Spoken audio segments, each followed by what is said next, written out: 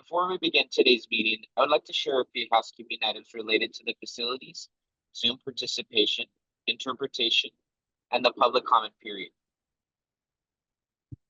Antes de comenzar la reunión de hoy, me gustaría compartir con ustedes algunos asuntos del orden interno relacionado con las instalaciones en la participación de Zoom y la interpretación del periodo de los comentarios públicos. You may continue.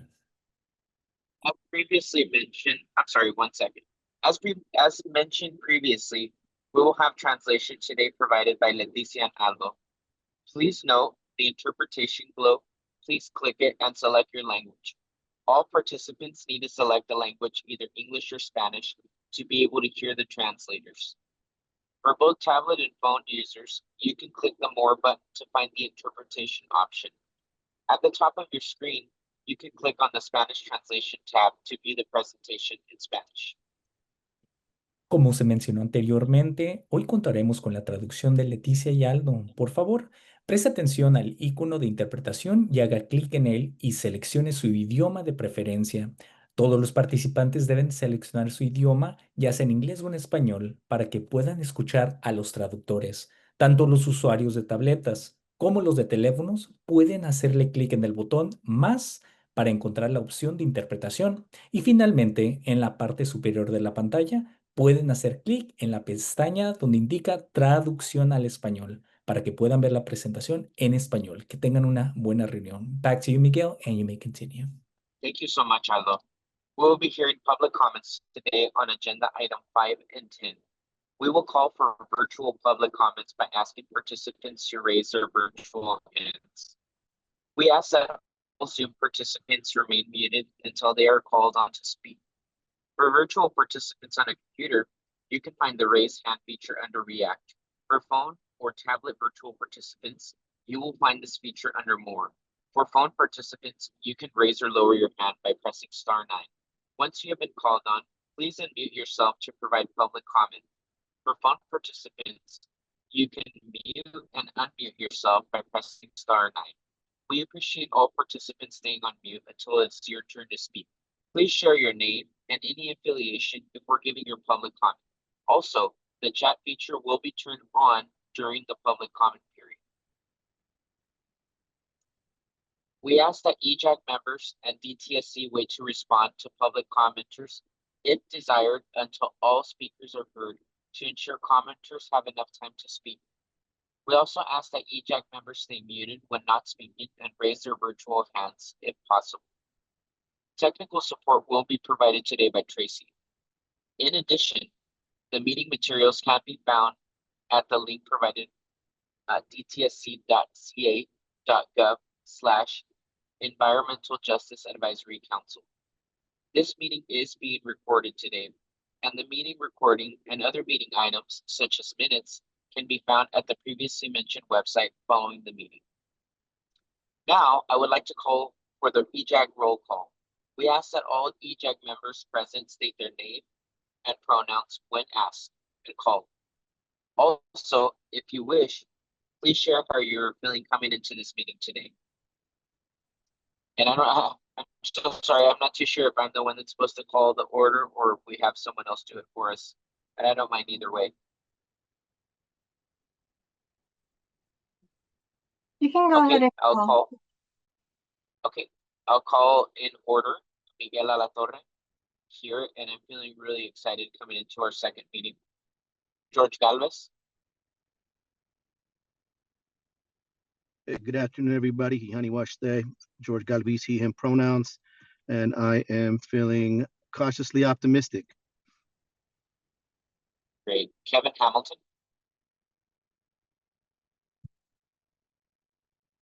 Good afternoon, everyone. Kevin Hamilton here in Fresno, California. Medical Advocates for Healthy Air, he, him pronouns, and I, quite frankly, am feeling tired. The end of session and all the things we've had to do since then, but I am feeling cautiously optimistic. Awesome. Co-chair Karen Lincoln. I'm also excited about today's meeting. Thank you. Nam Nguyen. Yeah, Nam Nguyen here. I'm pronouns he/him, and I'm a little bit tired too, but I'm also feeling very optimistic about today's meeting. Magali Sanchez Hall. Buenas tardes a todos. Good afternoon. My name is Magali Sanchez Hall, and today I feel like a warrior.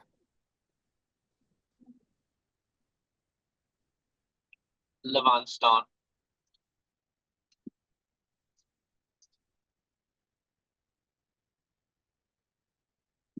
Miss Stone is here. She's just having some technical issues and our team's assisting her through those, Miguel. Okay. I think we have everyone. Thank you all. I will now turn to our co-chair Lincoln to review the agenda and the meeting agreements. Go ahead, co-chair. Miguel, I'd like to note that some agenda items may be taken out of order to accommodate speakers and to maintain quorum. So our agenda items begin with the welcome and roll call and agreements. We've completed the welcome and roll call. The agreements are forthcoming. Our next agenda item, we will approve the meeting minutes from our last meeting. We'll report out from our governance subcommittee. We'll discuss the governance documents. We'll have public comments for EJAC governance. We'll vote for our work plan subcommittee members, and then there'll be a presentation from DTSC on community engagement strategies and activities. That will be followed by presentation from our outreach contractor, information sharing from DTSC on proposed approach to support the EJAC during the gap in consultants. That will be followed by public comment. And finally, we'll end with next steps and adjournment. In terms of our meeting agreements, we ask that you be present, that you be uninhibited, that you be mindful of the time, and that disagreement is okay. We're not necessarily looking for consensus. We ask that you focus on interests, not positions. Miguel? We have DTSC staff here today as timekeepers to help us keep moving and ensure that the meeting doesn't go over 2 hours. They may cut in verbally to remind us if we're going over time, so it's nothing personal. We're just trying to keep the show going. So we're moving on to agenda item number 2. Council members, the meeting minutes were sent to your email inbox ahead of this meeting. Are there any corrections that you'd like to make to the July minutes?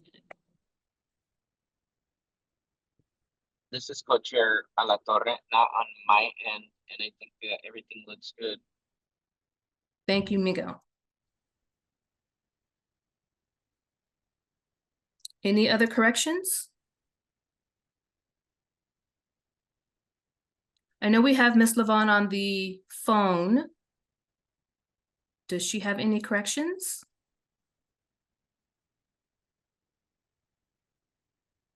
Hearing none, I'd like to make a motion to approve the July meeting minutes. Second, it's Kevin. I'll Thank you, third Kevin. that motion. Thank you. All in favor? Aye. Aye. Aye. Thank you. The motion is approved. Thank you. The July minutes have been approved. Miguel?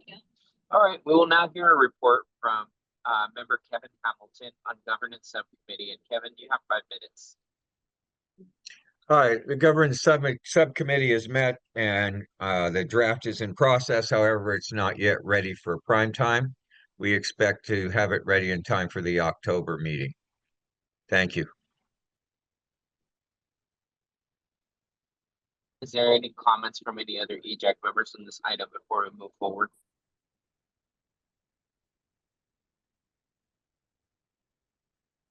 No? Okay, I'll be moving on, and thank you very much, Kevin. You're welcome. We will now move to discussion of our governance documents and discussing next steps to complete. Council, any questions or points of discussion? I'd think like to without the acknowledge documented- Magali's hand. Yes, Yeah. I wanted to just remind everyone that we should do a vote by roll calling, if that's the way that we just, to make sure that everyone voted or made their comments or whatever needed to be done prior to making a decision that we moved anonymous into something that not everyone agreed.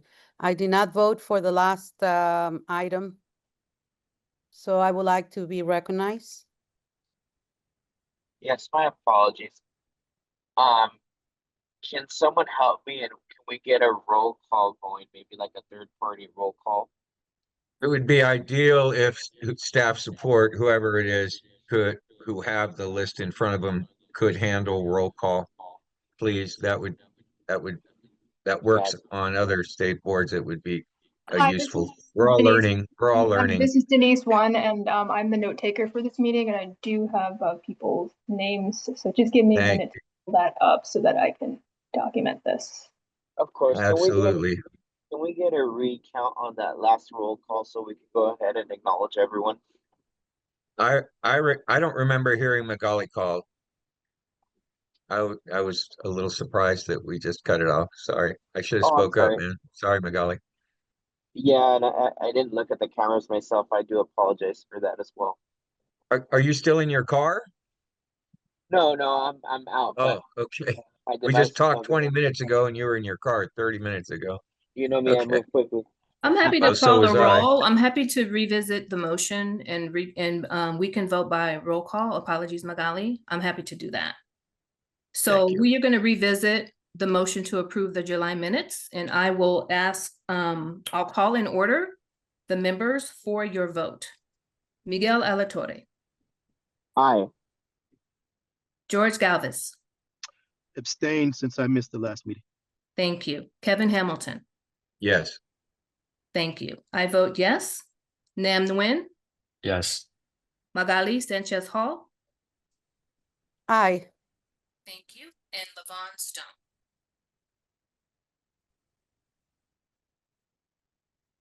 I know we're still trying to get her on the line. If we can get her vote on the minutes. We are still working with Ms. Stone, everyone. Okay, thank you very much. Mm-hmm. At this time, we would like to approve the minutes given the quorum and given the number of votes and move on to the next agenda item. Thank you. So Is now that why the audio's kind of going on and off here the last few seconds? Because we're doing a little troubleshooting there? I didn't hear it go off at all. That might be on your end, Kevin. Okay. And off in the distance and then came back. I could still hear it, but barely, and then popped back. No worries. Thank you, Kevin. So now we'd like to open the floor for public comment for EJAC governance. Speakers will be given 3 minutes to speak. Please state your name and affiliation, if relevant. If you are on Zoom and wish to speak on this item, please raise your hand now. We will start with Zoom speakers, then we will call for comments from the Spanish language dial-in line. Then we will read public comments from the chat out loud. DTSC, how many speakers do we have for this item, and who is the first public speaker?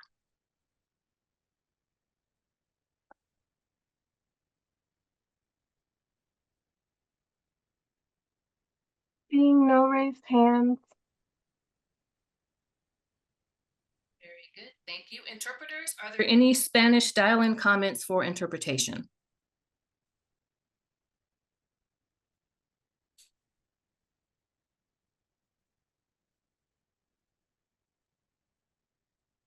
There are none on the bridge line.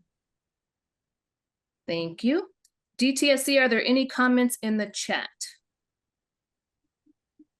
Seeing none in the chat nor the question and answer box. Thank you very much. Miguel? Okay, Council, are there any comments regarding our public speakers? Nope. We didn't have any. Did not. Thank you. Well, thank you for taking the time to attend and to take the opportunity to at least acknowledge the fact that we've hold space for public comment during this agenda item. Miguel? Okay, thank you, Co-Chair Lincoln. At our previous meeting, we had 2 self-nominations and tabled the vote until this meeting. The 2 self-nominations are member Levon Stone and member Nam Nguyen. Any discussion before we move to a vote? And I will add also as an aside, if we could also get that third party to help us when it comes time to call for a vote, please. I'm sorry, I missed. What are we voting on? There's two self-nominations for what? There's two self-nominations for Miss Levon Stone and Mr. Nam Nguyen to join the governance committee. Work plan, I'm sorry. I'm sorry, work plan committee. Apologies, I misread. Thank you. So is there any discussion that we'd like to go through as an EJAC board? I see Magali's hand up. Magali? Yes, before we move to the work plan subcommittee, I think we have to have the governance in place, or do we want to work simultaneously with the work plan subcommittee? And also, I will appreciate if someone can disable my chat so I can chat, please. Thank you.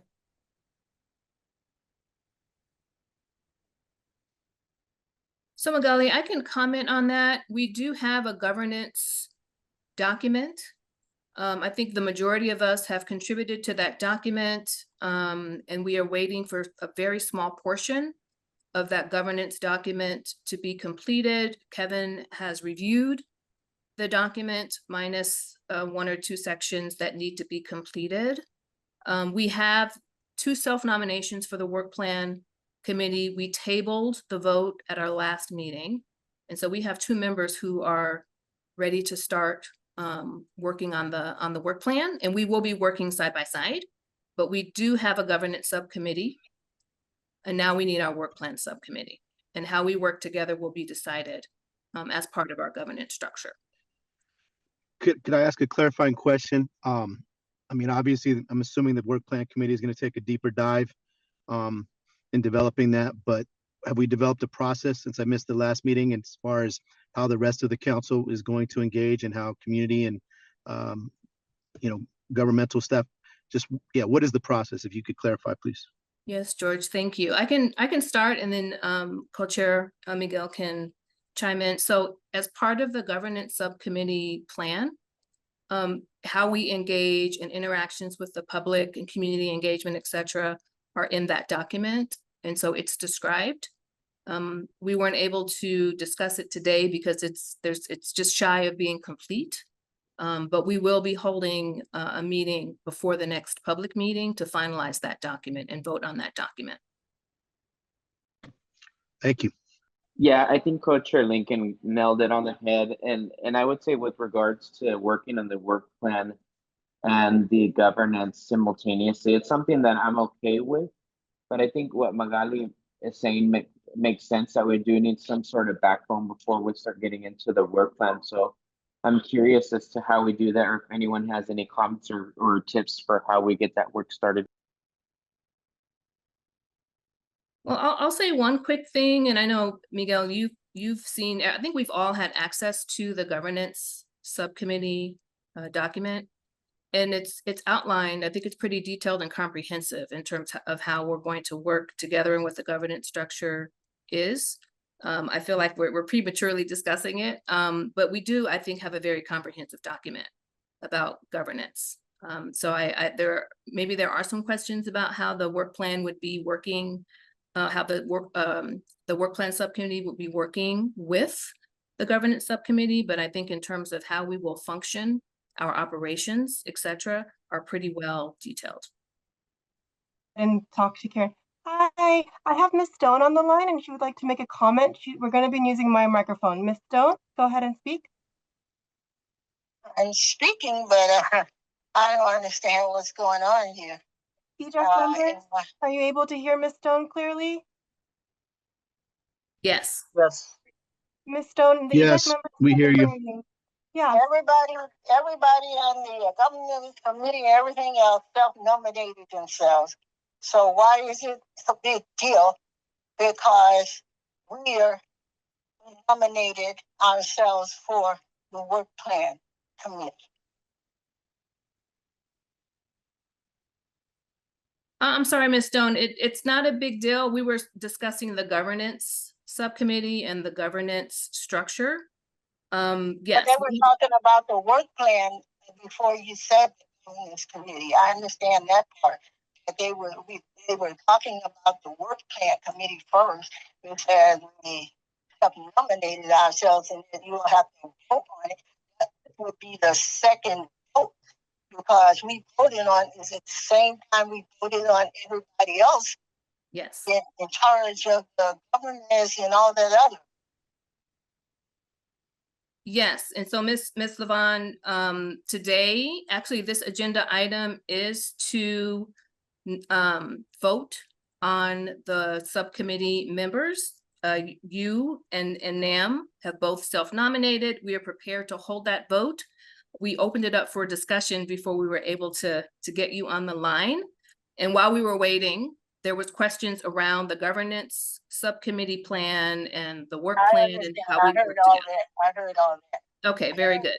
I heard all that. And so, and I've never had a problem like this with a Zoom meeting. And it's like I'm not even there. And so we're having a discussion without me being present is what I feel. Well, we apologize. We did acknowledge that we were waiting. We were trying to get you on the phone, and I think the plan that we have now is going to work. So we can move back to the work plan discussion. If you don't mind, I'd like to acknowledge. I don't think we should have a work plan discussion without me being present, where we can actually have a discussion. Now, with the governance committee, there wasn't much of a discussion at all. It was, and we voted on it. We voted on the governance, we voted on the work plan, and we voted on something else. And it was decided that instead of being 3 people three people from different areas on the governance committee, it would just be 2. And then something else was just 2. And then the governance committee, I nominated myself and he nominated himself. So it sounds like you're saying we should have an individual discussion concerning the work plan. No, we're gonna vote based on the 2 self-nominations. So we're not discussing the work plan yet because we don't have a work plan. I think we already voted on who's going to be. I'm going to chair the work plan committee. Well, we haven't yet voted because we tabled the vote because both you and NAM were not at the meeting. And so the suggestion was to wait until you were present so that we can actually vote. And that's what we're trying to do today. This would be a second vote. It's not the first vote. This would be a second vote. This is the first vote. This is the first vote. We have never voted on the subcommittee. This subcommittee. Yes, we did. Yes, we did. We voted on it the same time we voted on the committee, the board. We voted on that committee and we voted on the work plan committee. Yes, we voted on the structure. We voted on the structure of the subcommittee, but we haven't yet voted on the members, and that's what we're doing today. The members, I thought you just said it was my understanding that there would just be 2 people. It would be that we have 2 self-nominations, you and Yeah. them, and we would like to I'm talking vote. I'm talking about on the governance committee. There's Can 2 I address, I believe Ms. Levon is asking about the draft of the governance and how did we get there? And we did vote, and she's right, we voted for that. The only thing is that you were already nominated, Ms. Levon, for the work plan subcommittee together with the gentleman. Right.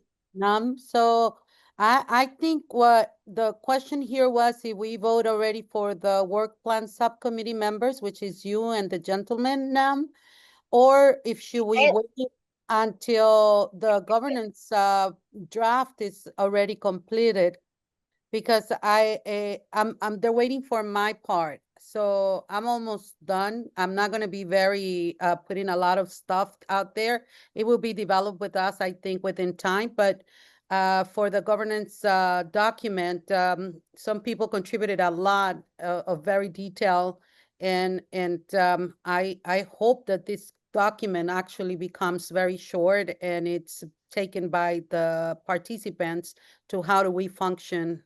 And with the work plan subcommittee where you self-nominated yourself that you wanted to be part, that's what we wanted to vote today.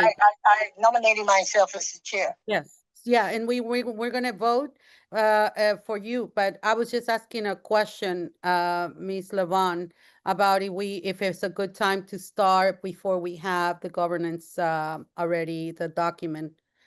But you know, that was my question. I was not present at the governance committee. You all did that without me or anybody else that I know being present. Okay, I don't know if there's 2 of you or 3 of you. Okay, you did that and you did a work plan, I guess, and all that kind of stuff. But still, we're talking about now the work plan. Okay, and so which we haven't started. You will be leading that, Ms. Levon, together with NAM once we vote. Vote again. Okay, go ahead, vote again. I know we already. Yes, we're gonna. I have notes from the other meeting. We already voted that. Yeah, you're right. Vote again.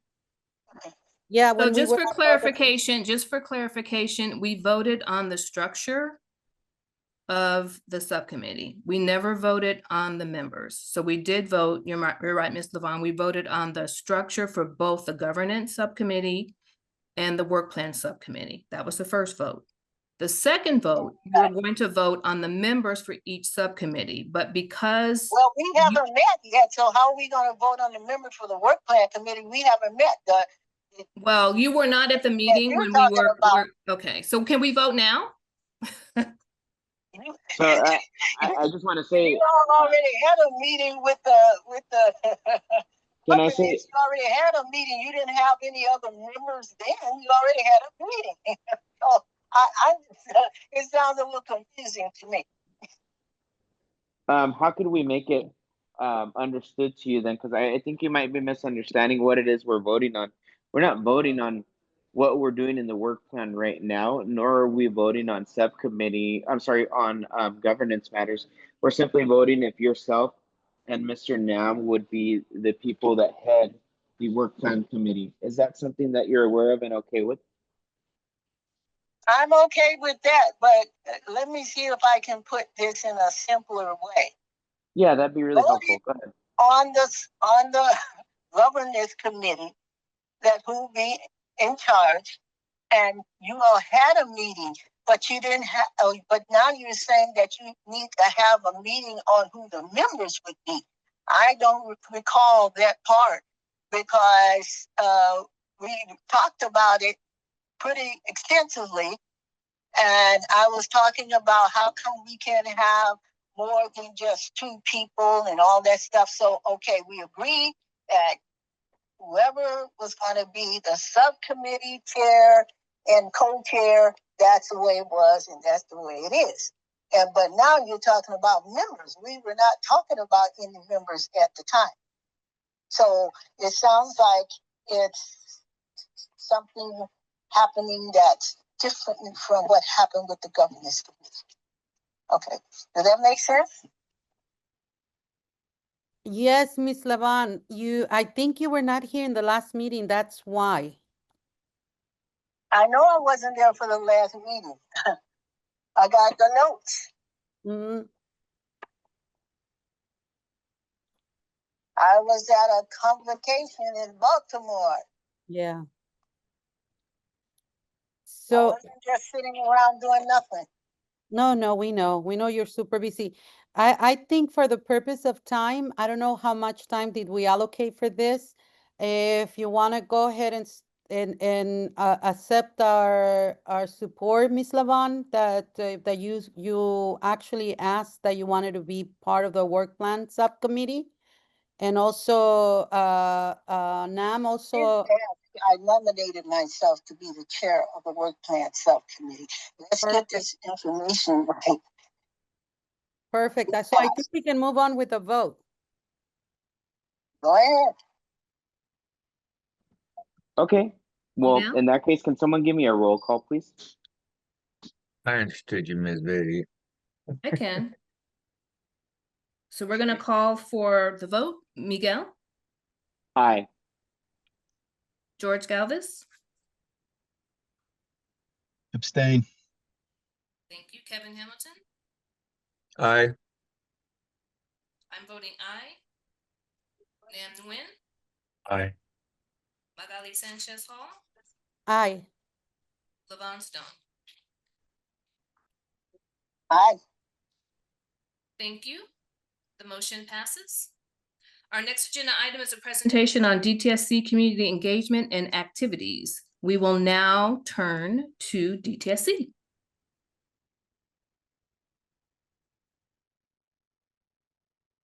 Oh, wait. Okay. Of course, it's my turn. And I just hit something that made everything go awry on my screen. Okay. Thank you all. And Karen, I think I experienced what Kevin was talking about just a few minutes ago. You might have a directional mic, and perhaps when you turn your head to the left or your right, your voice tapers out and then comes back. Okay, can you hear me now if I'm looking straight ahead? Yes. Okay, perfect. Thank you. All right. So, hi, everyone. Serlene Grant, Deputy Director for the Office of Environmental Equity. And the EJAC had asked for a presentation on the work that we do. Next slide, please. The Office of Environmental Equity houses the Public Participation, Environmental Justice, and Tribal Affairs. And the EJAC wanted a better idea of what we do with community engagement. So very briefly, I am going to tell you a little bit about the office, especially for people who aren't familiar, give you an overview of our work and some examples of past and current engagements, how we actually get in there with roll our sleeves up and meet people where they are. Next slide, please. So the Office of Environmental Equity is about 40 people strong. We probably are staffed up to about 35 right now. We are basically in about 5 different places geographically. We are in Berkeley, Sacramento, Chatsworth, Cypress, and Commerce, but we serve all of California. And as I said, we have public participation. So those are people who go out and run the meetings. Many of the people working with you are from the public participation unit or the CVCI, Communities, Vulnerable Communities Initiative Program. And we have a small unit of tribal affairs, about 4 people, because tribal affairs is a very special discipline, if you will, because it comes with special protocols. And so a very small unit that serves all, next slide, please, that serves all of DTSC. And so I like to think of my group as the foundation, the underpinning to all that we do. We're the face of the organization. We're the conscience of the organization. We're the face with public participation. We're the conscience with environmental justice. We're also the voice of equity and inclusion with both environmental justice and tribal affairs.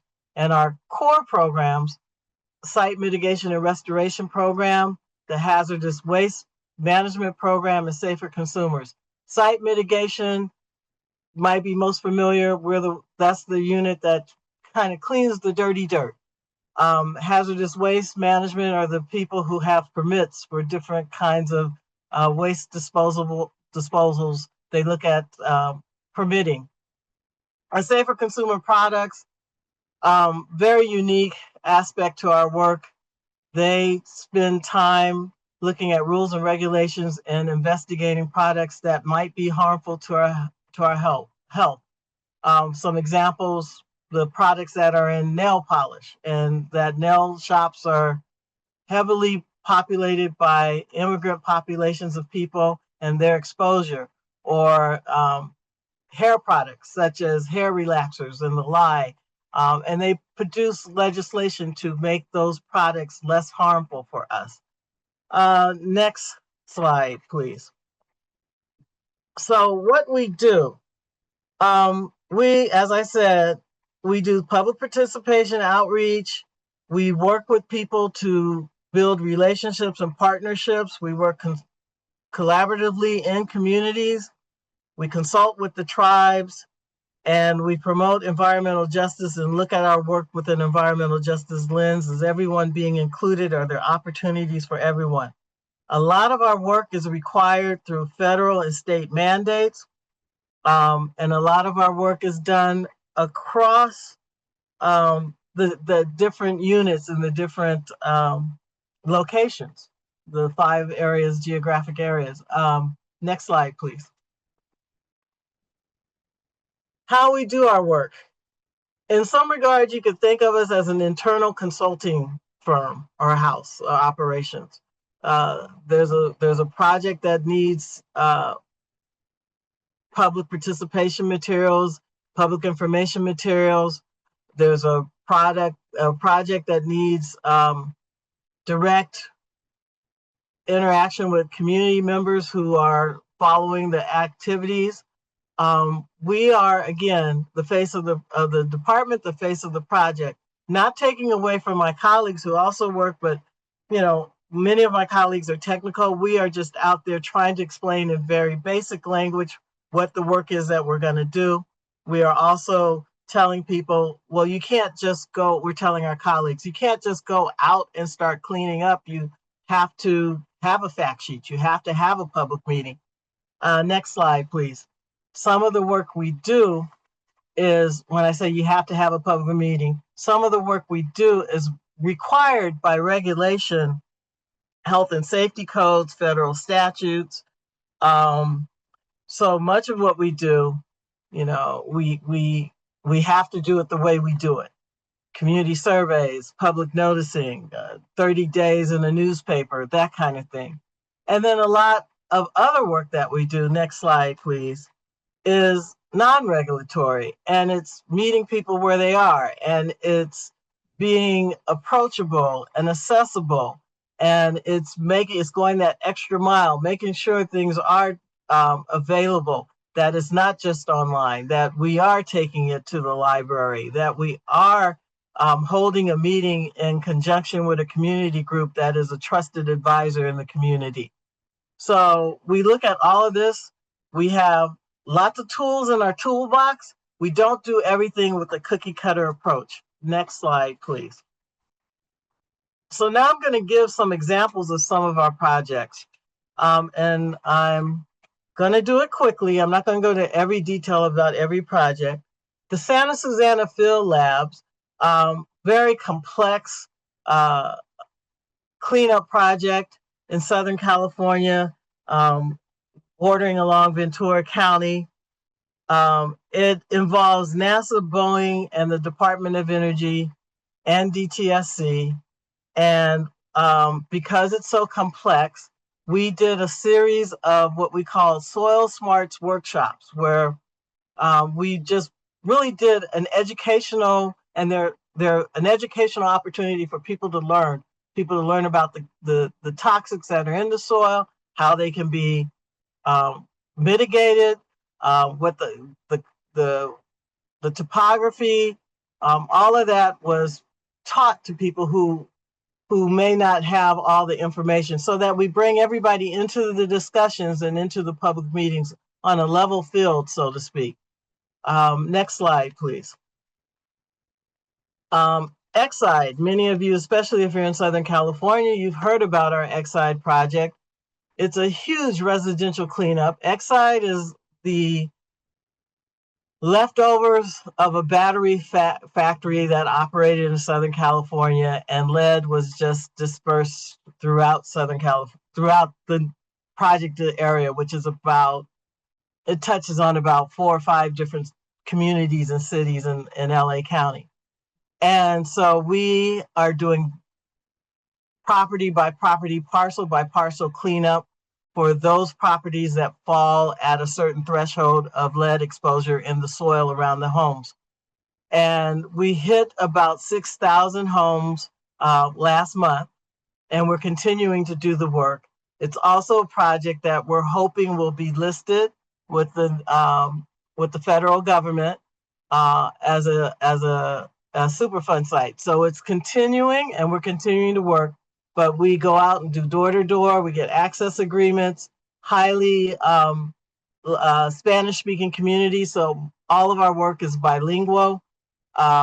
We are always promoting the program to get more people to sign up. Next slide, please. Another example of work that we have done are these vapor intrusion workshops. And this is a multi-agency, multi-group. We work a lot with the state water boards on this.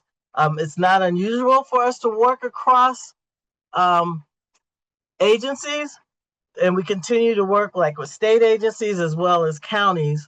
And in this, we planned a series of public workshops and a series of internal learning opportunities, again, to let people really understand what's at the crux of the problem, what we're cleaning up, what it means to you, how it's harmful to you, how it can be less harmful to you. We present that in my unit in real talk, real terms with people.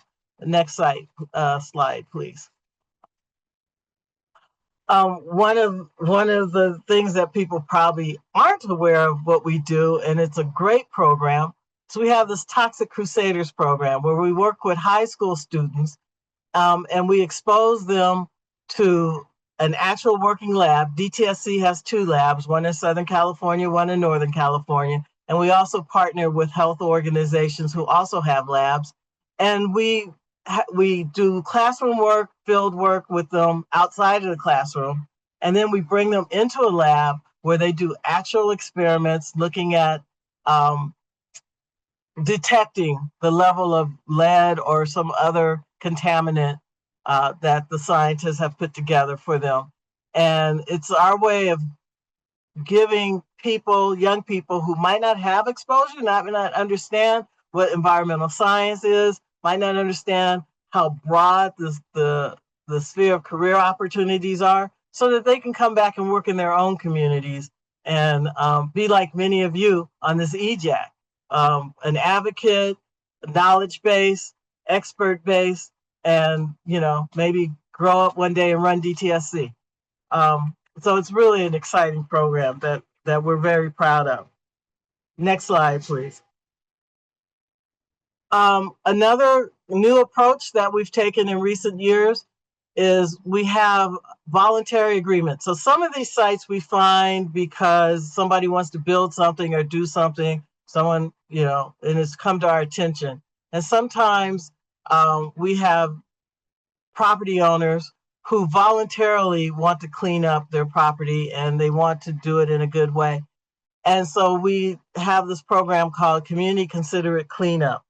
And we bring people together to help advise on how to best approach the community and the cleanup in that area. So it's a round table of about 30 people from different disciplines and community organizations who work with us.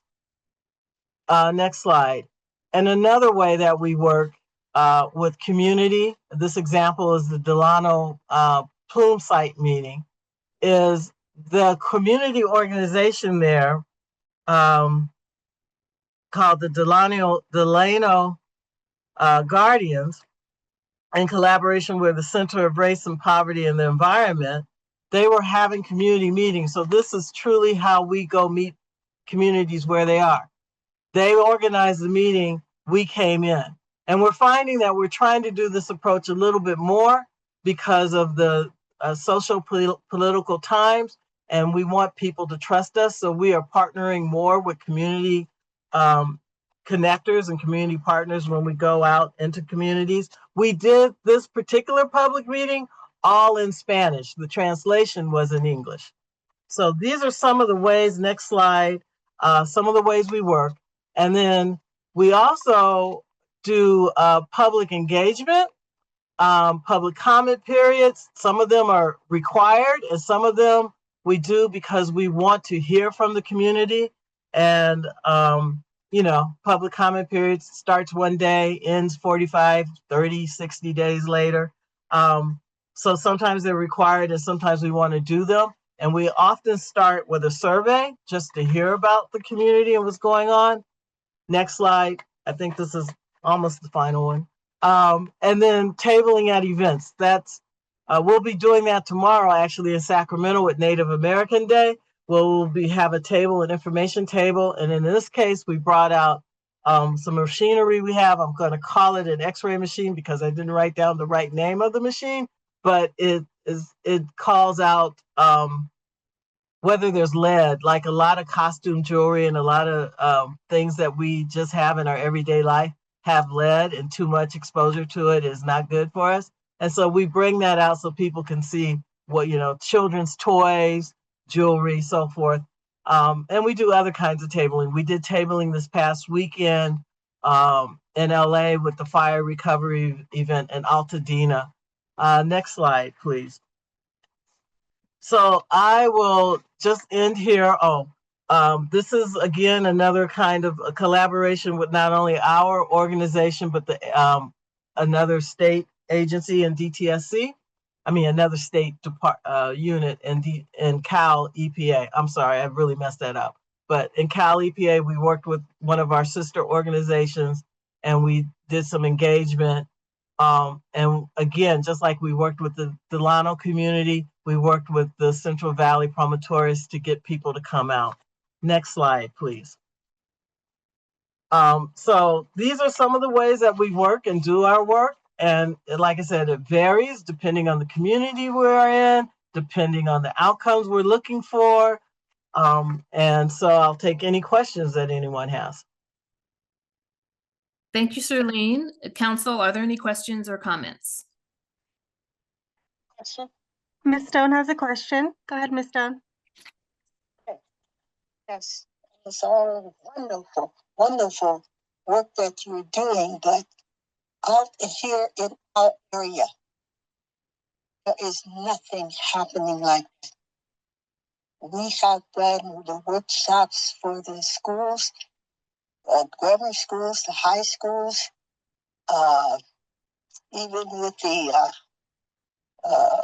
we're partners with CSUMB, those students, and we don't seem to have the same help. This is a Superfund site and has been for quite some time and is quite huge.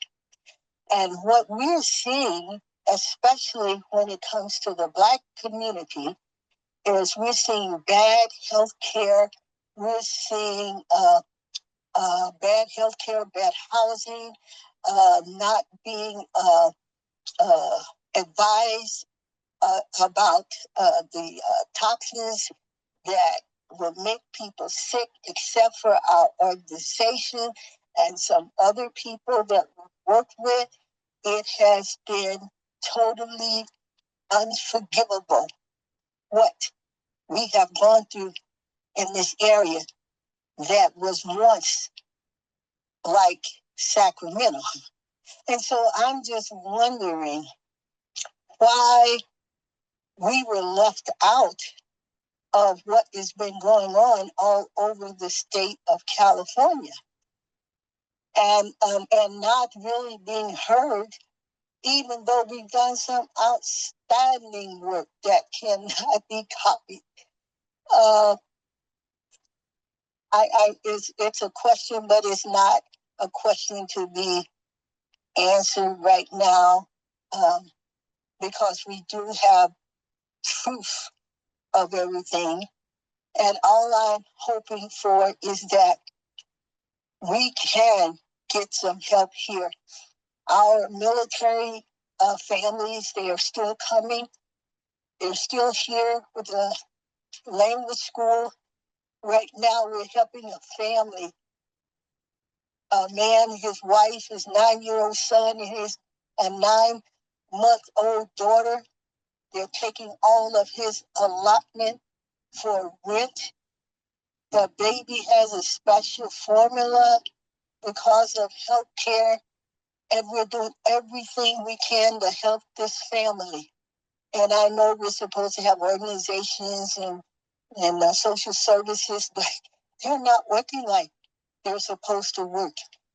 And I know that this is not something that we're trying to put on any group of people.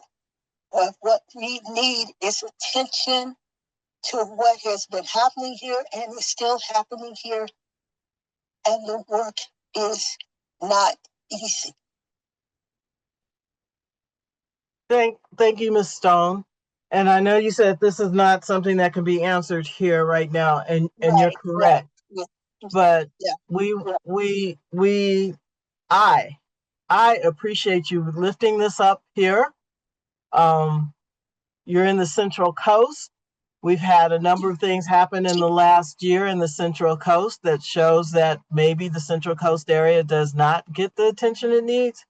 And military bases, my unit had a conversation today about working with the military.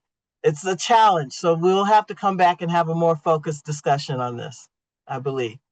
Yes, thank you. Yes, of course. Yeah. Thank you. I'd like to recognize Magali's hand. Thank you. I was wondering, this is very good work. I am just like Miss Lavon. I have not seen that in my neighborhood. And I know we have a lot of projects coming up and you know, the community engagement, I have not seen it either in Wilmington or around our area, but I would like to see it. Is there any way that you do like metrics to know the level of understanding and knowledge on subject for the community engagement?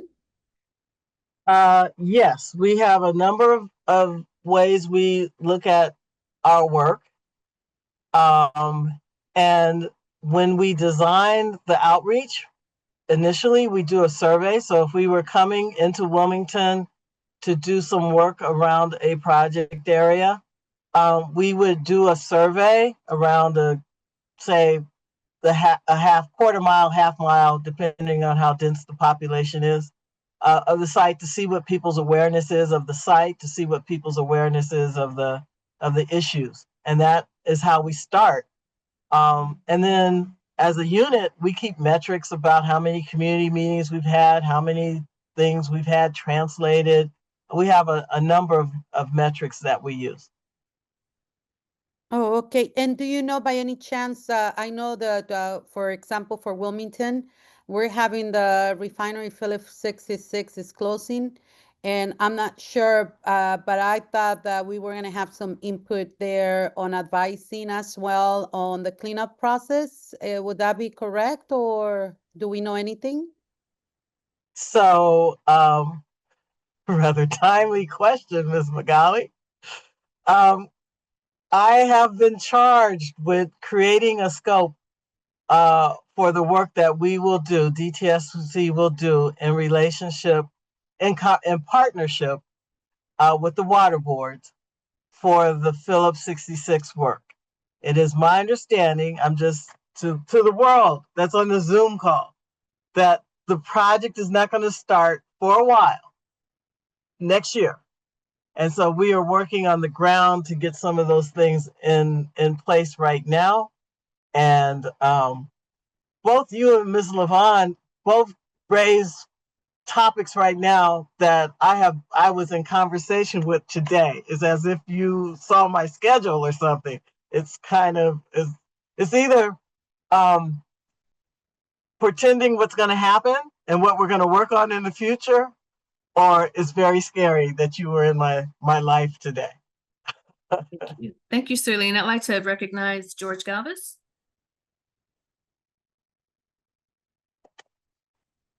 Thank you. Thank you, Serlene, for the overview. Appreciate that. I'm wondering if you can expand on your partnerships with tribal communities. I'm kind of the mindset, and I know that there's multiple agencies and multiple jurisdictions that kind of, unfortunately, we live in a bureaucracy, right, in the state of California. But I'm of the mindset that if we return to the land stewardship of the people whose homelands we're on, that we would actually address most of these climate and environmental issues, right? That the solutions are there with the folks who's been here since time immemorial. And the case being point, like if we had better partnerships and consulted with tribes in Southern California, we'd know that controlled burns in Malibu and Altadena could have really mitigated some of those challenges. And so I'm just interested in learning more about our partnerships with tribal communities. All right. So the state of California and DTSC, there are 109 federal tribes in California and 50, 60 non-federally recognized tribes. State of California works with all tribes. And so if we have a cleanup, if we have an activity that's going on, we have a process of reaching out. We send a query to the Native American Heritage Commission and asking for tribes who are in the area. And then we send a letter saying, we're getting ready to do this project in your area. Do you have any interest? So that's our proactive way of reaching out to all the tribes. Sometimes the tribes reach back to us and they like, you are in our area and you are digging. So we do dirt, right? We do cleaning up contaminated soil. So most of the tribal interest is around soil disturbance because they don't want us to disturb their cultural places and their cultural heritage. So in that regard, we are always in contact with tribes on our projects. To your point about historical environmental knowledge that the tribes have for an area, you're right. So we have a tribal liaison crew cohort that's within Cal EPA, and we coordinate our approaches. We go up to some of the forest areas, we go to some of the out in the valleys. We go and we meet with tribes quarterly just to see what the issues are. So I'm trying to figure out where to take this, that we've made a very strong concerted effort to always involve the tribes in our work and in our projects. Councilmember Galvez. So that's what I'll say for right now. Yeah. Thank you for that expanded response. I have more questions, but I want to create space for other folks. Thank you. Thank you. Any other questions or comments from the EJAC members? Okay, hearing none, I'll turn it over to Miguel.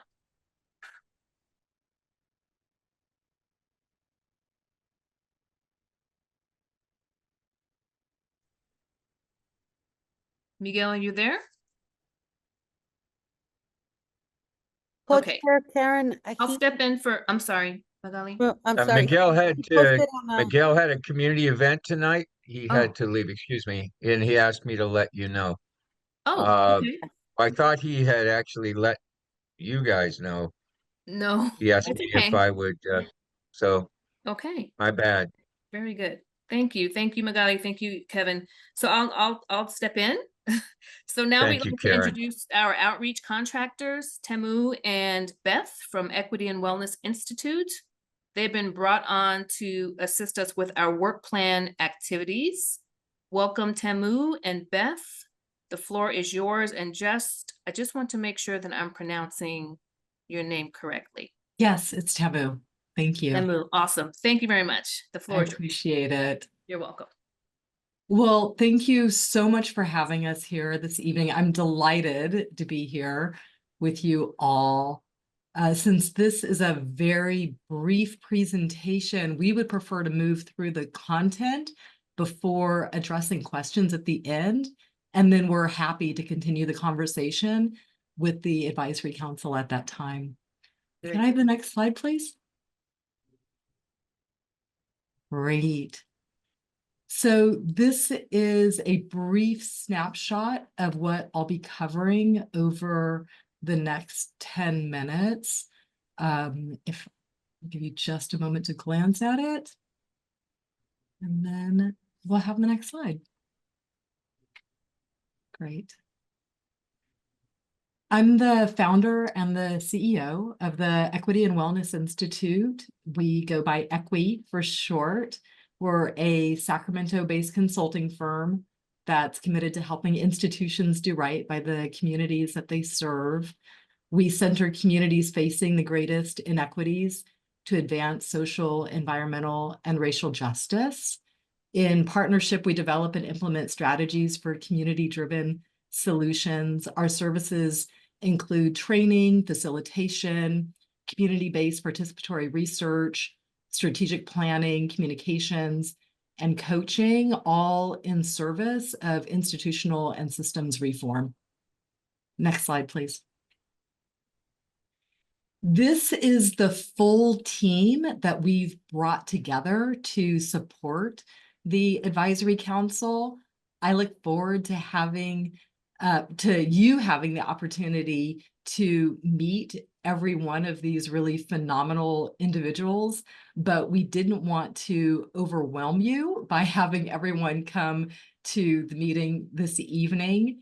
I am delighted to be joined this evening by my colleague, Beth Waitkiss, who has been doing lots of work on this project already. We had also hoped that you could meet Danielle Hawthorne, who is serving as the project manager for this project, but she's on vacation today, enjoying a family celebration, and we just didn't think it was right to pull her away from that. So if you've not already met her, you will meet her soon. Next slide, please. And here are a few examples of where we have worked and how we connect to communities across the state. They include the California Tahoe Conservancy, the Sacramento County Public Health Division, the California Institute for Behavioral Health Solutions, which we partnered with to develop a strategic plan for Alameda County behavioral health, the California Department of Public Health's Office of Health Equity. We've done a number of outreach and engagement projects with them, and they're also near and dear to my heart because I served during the Office of Health Equity's inception a decade ago as their senior strategist and spearheaded their inaugural statewide plan to promote health and mental health equity. And then also the town of Truckee in helping them with their environmental justice efforts related to their inclusive, diverse, equitable, and accessible action plan. So just a snippet of some of the folks that we have worked with. Next slide, please. We are really discerning with our clients, and we choose to pursue projects with those who share our values. And I imagine that you feel the same way about the people that you work with.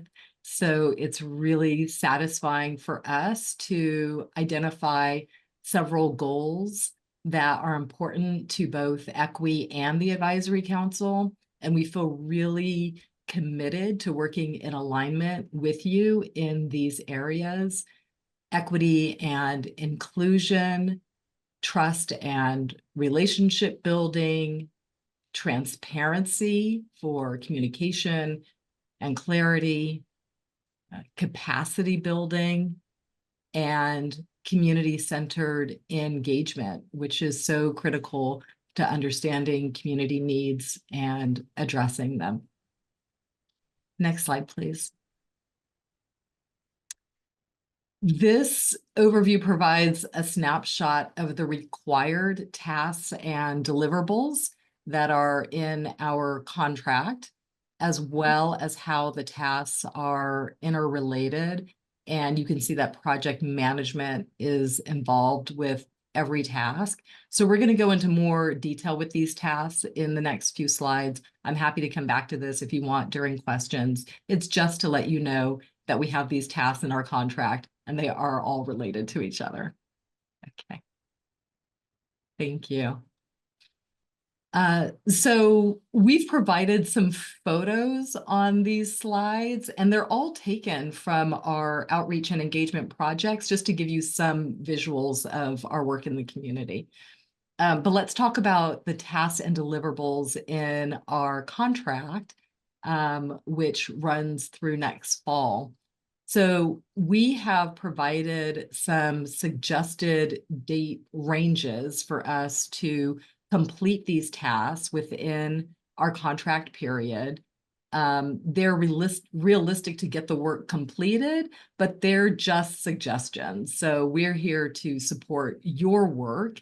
So we're going to be taking our cues from you and the DTSC staff on the timeline of when we accomplish our work. But ultimately, our tasks will align with your work plan, which I know you're going to be developing here over the next few months.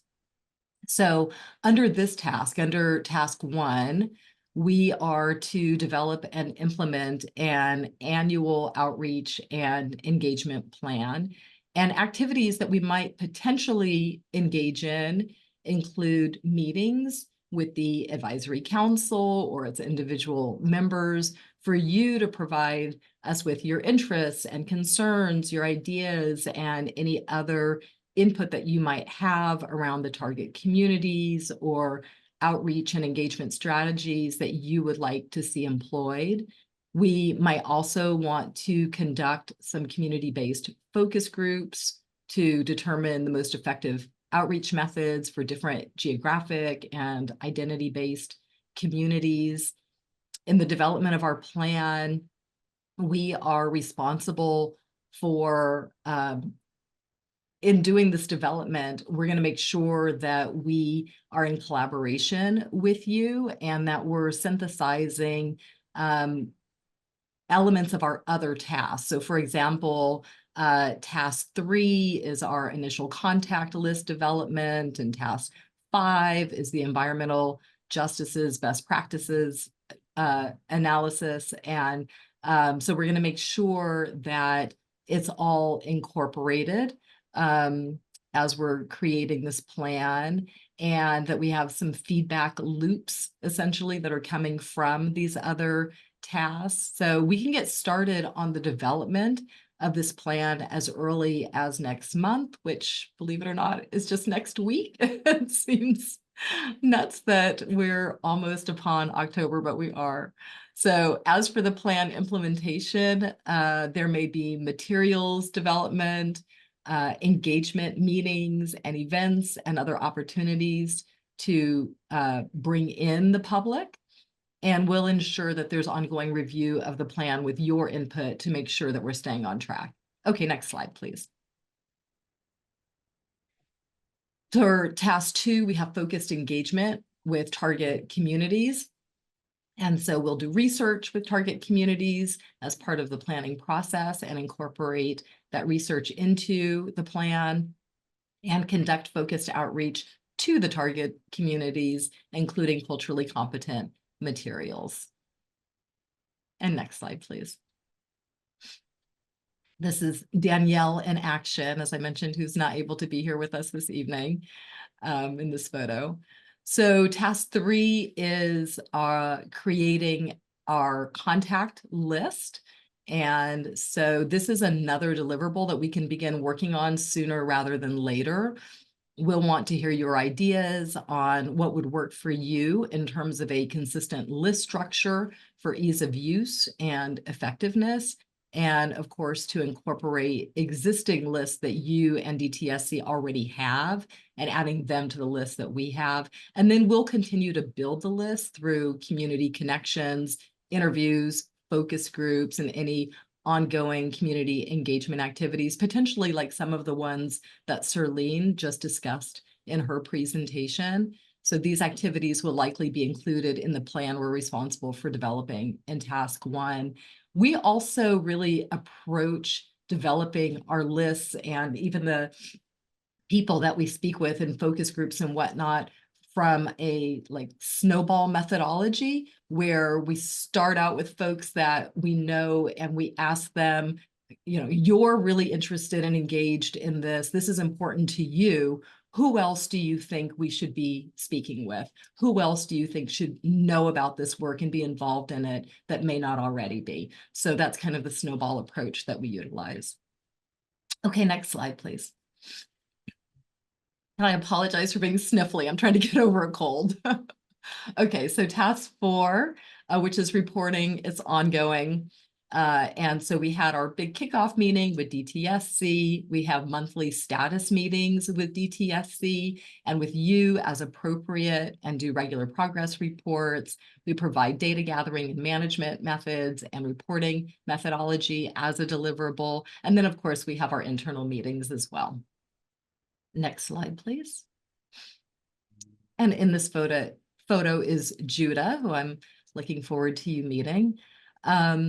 Okay, so task 5 is assessment of DTSC's public engagement. And so this is a task that we've already started on in earnest, getting ourselves as acclimated as possible to your work and the context in which you're conducting it. That's reviewing DTSC documents and public engagement activities and EJ best practices, and all of that, all of the findings from this review will help to inform the outreach plan.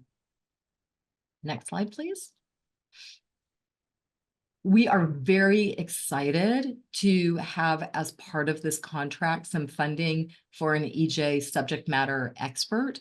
We look forward to hearing from you what you'd like to see in an EJ subject matter expert, so that we can incorporate your suggestions as appropriate into a consulting bid.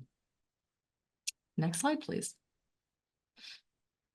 So from our vantage point, success on this contract will look like completion of the contract deliverables, that you have ownership and alignment in this process and the outcomes, that there's meaningful engagement with the diverse target communities that we want to reach, those communities being geographic and identity-based, that there's clear culturally relevant communication materials and outreach processes, and strong, transparent reporting and evaluation of impact. And we just have one last slide. So by way of a recap, we are looking forward to hearing your reflections and expectations of our work. We're really grateful to be able to reaffirm our shared values of equity, transparency, and community voice, and we hope to have conveyed our sincere excitement to begin this work together. We've included our contact information for you to reach us, and we're happy to answer any questions that you might have. Thank you so very much. Comments or questions? Yes, Magali. Thank you for the presentation. It was really good. I have a question for both co-chairs. I know Miguel is not here. Co-chair Karen, how did this come about, and who, where, or this is like is there a soliciting right now for consultants, or for, I don't understand how this came about. I thought the community engagement process was going to be from DTSC or one of our partners here from one of the advisory councils.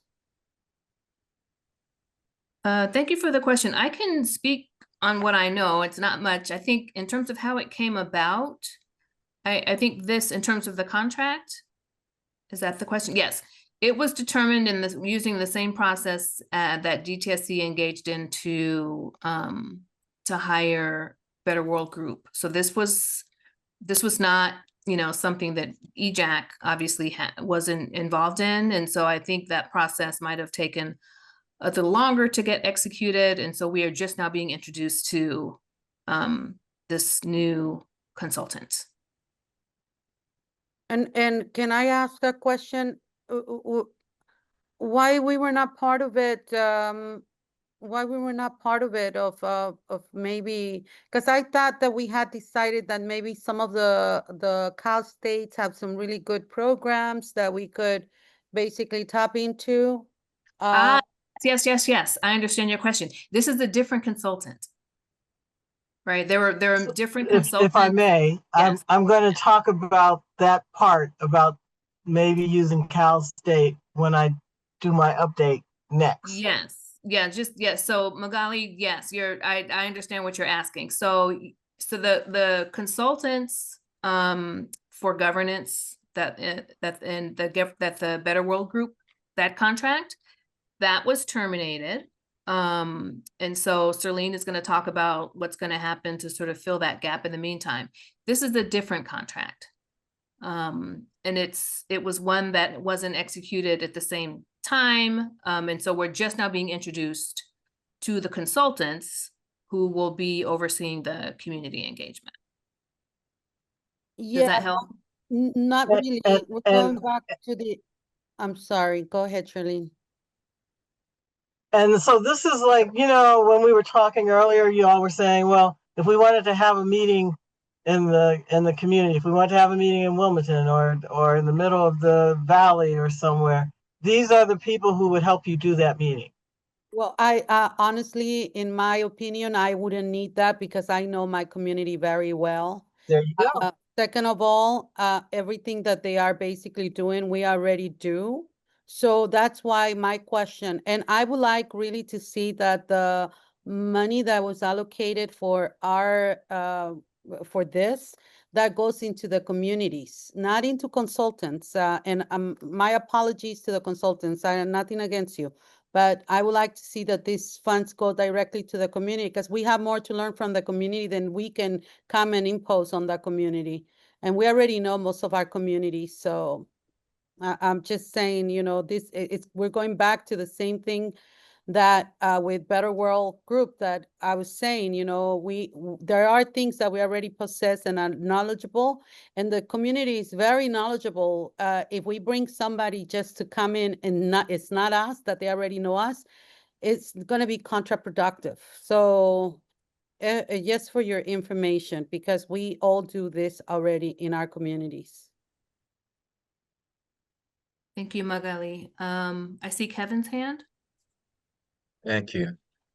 So I really have two questions. Or one is, I missed when this group was brought before EJAC and EJAC voted and presented themselves as I would expect a contractor would do with a board, and would, you know, give us a chance to ask questions and things like that before a contract was executed, unless the state has decided that this is just how they're going to do it. They're going to hire the contractors without our input. So if that's what's happening, we need to know that as well. And then the second thing is to Magali's comment, in most parts of the state at this point, not all, certainly by a long shot, as far as bringing together local communities around this issue, at least in the Valley, we've got, pick a community we're going to go to. If I was going to go to the West Valley, I would go to Miguel, and he and his team would arrange a public meeting, and it would be well attended. If I was going to do it valley-wide, there are several groups, Central California Environmental Justice Network, and CRPE was just mentioned, and a few others, and I would pay them to do it because I'm big about local dollars, you know, state dollars going to local contractors and local businesses. And I think that's really important for all of us. Now, if this group is being hired to support the EJAC, which we do need somebody to help support us, and it was done ahead of time with that in mind, that would make sense to me, in that we weren't there. So it was, you know, good forethought to do that. But still, you're saying, Karen, and correct me if I'm misunderstanding, you're saying that you were there or where when this contract was let? No. Or was I No. misunderstanding? Yeah, right. No. Yeah, it's exactly the latter. That the last thing that you said was that this was something that was executed prior to the EJAC. And this is the first introduction. So this is the first time that we are being introduced to the consultants, and we are expecting that they will reach out to us to speak with us, to meet us, but this is the first introduction. Okay, so that's where I feel like we're coming from behind again, so to speak. I wasn't aware that DTSC was actually looking for somebody to replace the original contractor at this point. Yeah, This this If is that isn't was a not the- announced, I replacement. I'm certainly. sorry, Kevin, this isn't a replacement, so if you Right, go I back forgot. The to- first person right. was hired for the governance. Right. Sorry, I was Yes. listening. Okay, thank you. First person was hired for governance. I didn't know there was a second group in the background. Yes. No knock on your group. I know about your group. You guys do good work. It's got nothing to do with that. This is more about communication with the EJAC and what responsibilities EJAC has, or are they our responsibilities? And we're being told, no, that's not your responsibility, or within your purview. We continue to do that at DTSC, or I'm not putting words in anybody's mouth. Those are just the questions going through my head. Okay, thank you, Kevin. I see George's hand. Hi, everybody. Yeah, my question is, are there any other consultants that we should anticipate that are going to be onboarded? And it would be helpful to kind of know sooner than having them kind of introduced, as they as they come along. But I guess my thoughts are just that it seems like it would be helpful to have our work plan to determine if we need consultants and what consultants we need to support that work plan process as well. So yeah, just some questions in terms of are there any other consultants we should anticipate? And it feels a little bit like we're, putting the cart in front of the horse.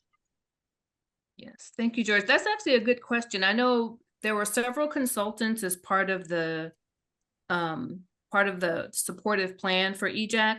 Two of those, so Better World Group had 2 contracts.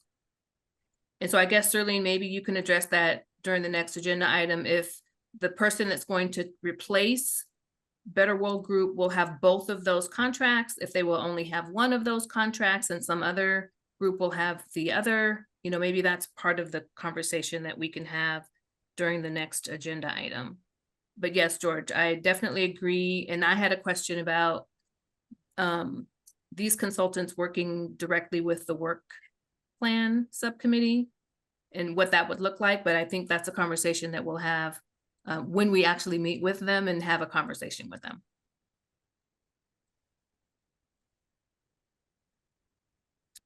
Any other questions or comments for the consultants? All right, I will make note that we will be hearing from them soon to arrange a meeting to meet with the council. Thank you so we'll much. Move on. Thank you. Thank you, Temu. Sure. So we'll move on to the next agenda item. So lastly, we'll have DTSC share with us the proposed approach for EJAC support. The consultants brought on to assist with facilitation and governance have terminated their contract, which is what we've just been discussing, which leaves us with a gap in support. So I'd like to turn it over to Serlene. Yes, and I'm not going to be long. So those early contracts, the BWG contract, the contract with Equi, all of that was our trying to get you all started.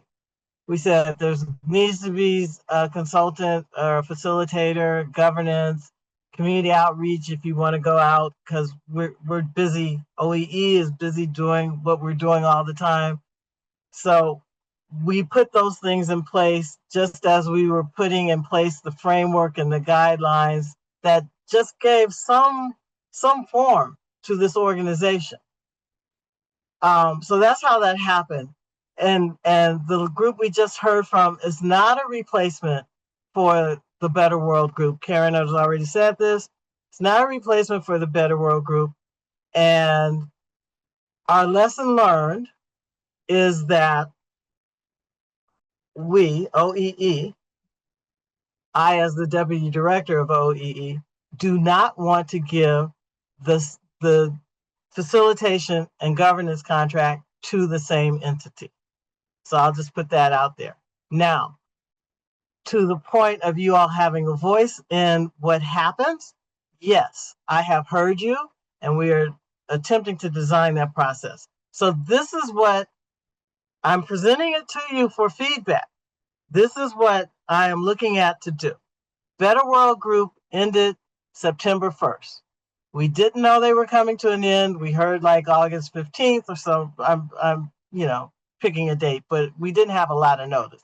And by September 1st, they were gone. And we were in the middle of a governance conversation.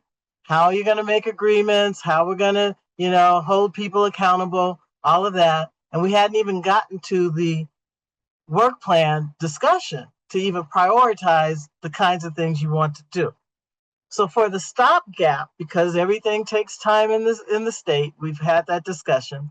For the stopgap, what I am looking to do is to bring someone on with you who can facilitate progression through these discussions of governance, and serve as a facilitator. And when I say this about needing a facilitator, I've shared this with Karen, co-chairs Lincoln and Alatorre. You all are a very functional group, highly functional. You all know, you go to more meetings, we all go to meetings, you know how to run a meeting. It's not that I don't think you can facilitate your own meeting as we're doing tonight, but there will come times when we're doing the governance and the work plan that you'll want to be part of the conversation and not the facilitator and maybe not be so objective in the discussion. So we want to get through that part. And then I see a day when you all will actually be able to manage your own meeting. So that's why right now the stopgap, because of contracting and what I can do and the limits to what I can do, I'm proposing that we hire someone from October to December. I'm looking for a small business, just somebody who can come in and keep us going. We haven't settled on the consultant. Because I've been in this business a long time, as many of you have, I have some colleagues that I am approaching. Meanwhile, we will be looking and vetting who can take an organization. We'll be looking for and vetting organizations who can take on the governance and facilitation work. And who those companies may be, I have no clue. And I will be circulating a list to you all about what we're looking at for these contractors, what we think that the task could be. Co-chair Lincoln had asked for what do you need from people who actually get behind the scenes and make the Zoom work to people who get in front of you and say, you can talk and let's take a break. We're accelerating here.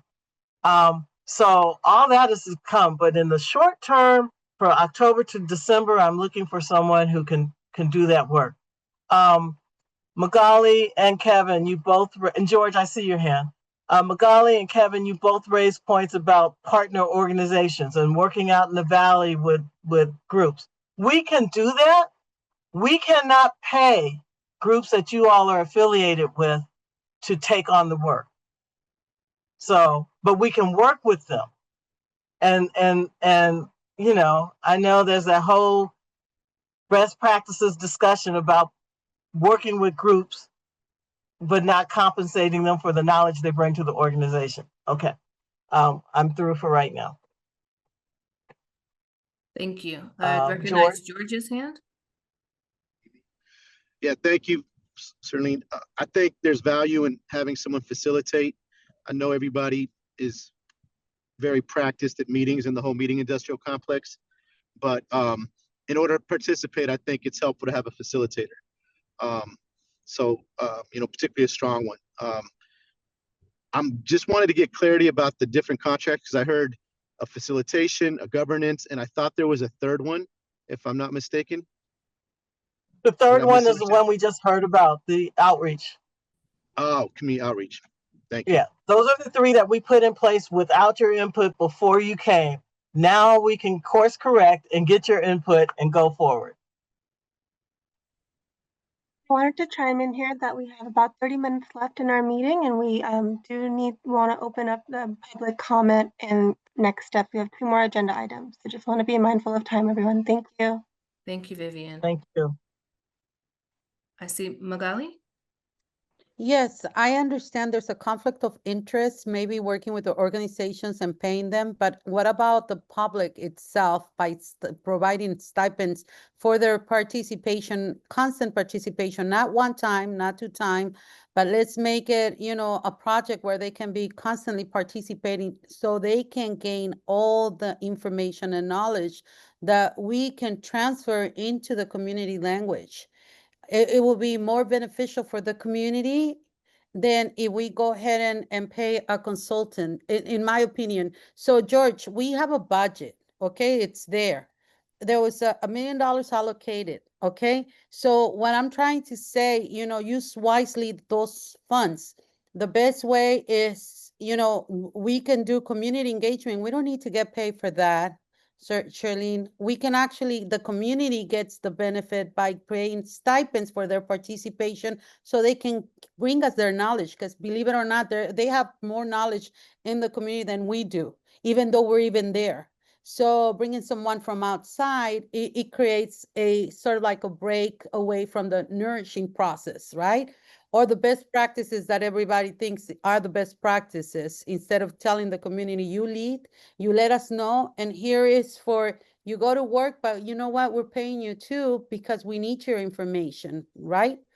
So that's what I'm saying, to make it a better use. I honestly think that this group, we all have a lot of knowledge. As I told you, probably 200 years of experience if you put us all together on communities, on how to work on environmental justice or social justice. But what I'm trying to say is that we can create something ourselves, because what you're bringing to us is like, I feel, and I'm going to be honest with you, that I'm being imposed to what, how, and we should be functioning.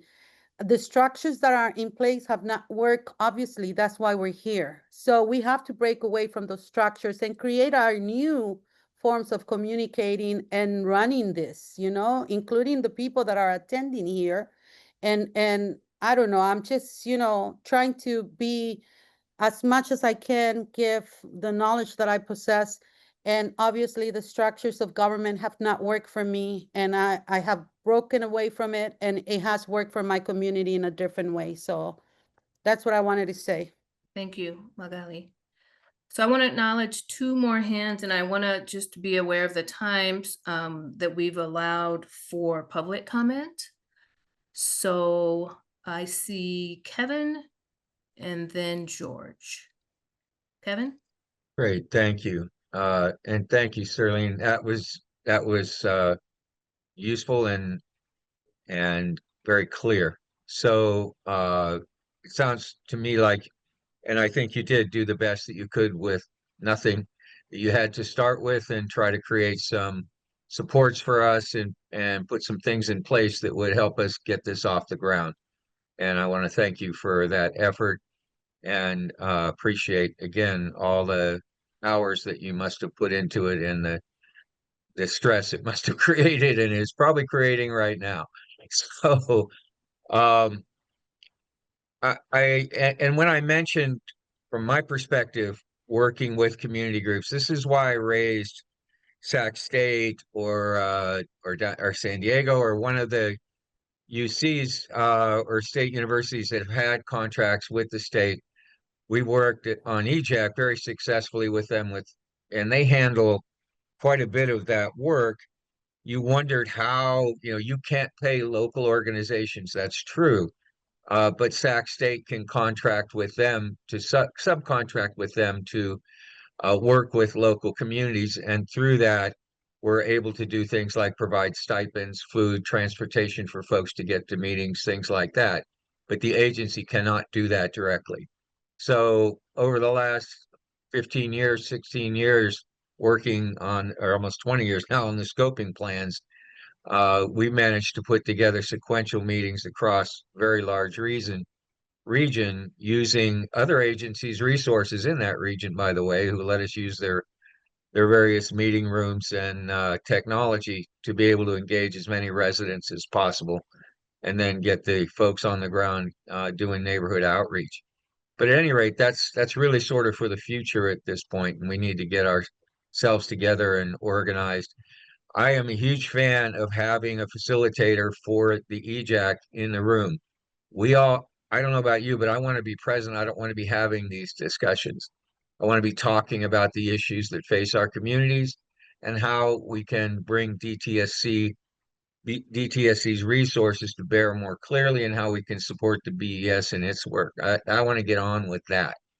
And but we have to do this sort of grassroots stuff within this grassroots of our own entity, and get that built, or the plant's never going to grow or it's going to die by the time it's a year old. So we don't want that to happen. So we do need facilitation. I think my concern is not having a word in who that facilitation is, or being aware of that it's even being done.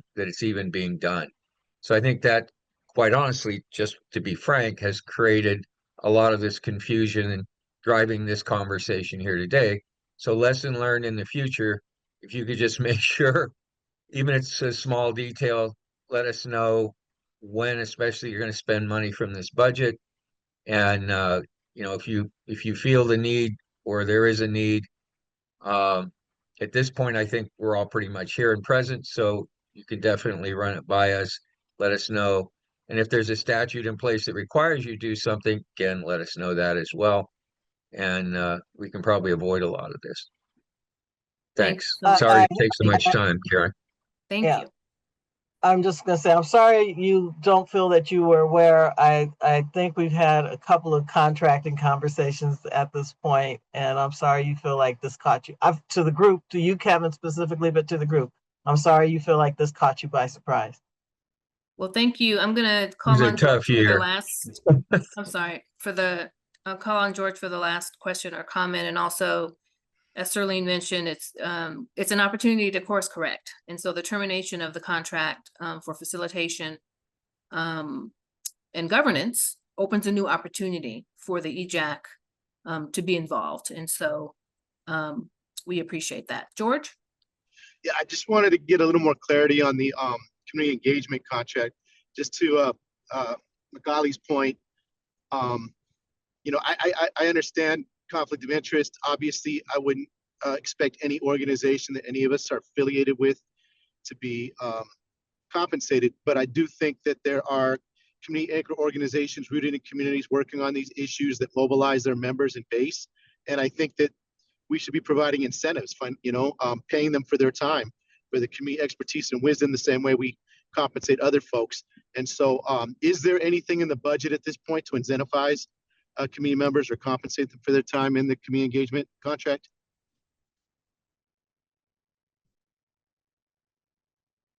There is some flexibility with the budget. I don't have those dollars in front of me right now. The question comes, Councilmember Galvis and Sanchez Hall. And I don't have the answer. I'll have to look at it. The question comes if the state will allow us to do it. I've worked enough with community to know exactly what you all are talking about, and I have done it in my consulting work before I came to DTSC. Gift cards, a number of things to just encourage people to be part of the process and to acknowledge that there is value in what they bring to the discussion. The state has a number of different requirements than like some cities, than some counties, and definitely than the private sector, which is why we got into that discussion one time, Magali, you'll remember, about food. The state can't pay for food. So I have to see what we're allowed to do before I can comment on what we can do. Right. Thank you, Serlene. And again, we're looking forward to meeting with EQUI so we can ask, some of those other questions, and perhaps, Serlene, you can join us as well to address other questions that have come up thus far. So with that, I think we're going to move on to public comment. So thank you for the update. We'd like to open the floor for public comment. Speakers will be given 3 minutes to speak. Please state your name and affiliation if relevant. If you're on Zoom and you wish to speak on this item, please, or any item, please raise your hand now.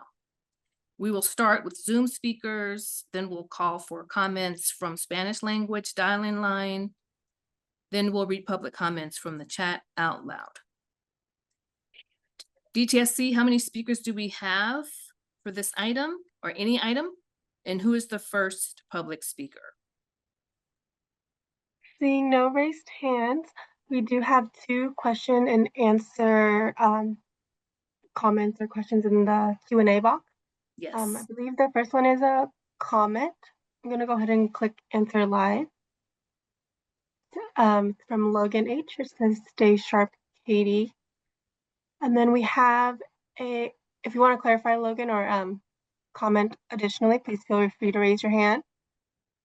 We have another question in the Q&A from an anonymous participant. It says, "I have a question about how often you use ILWU local 556 to do cleanup in the harbor area."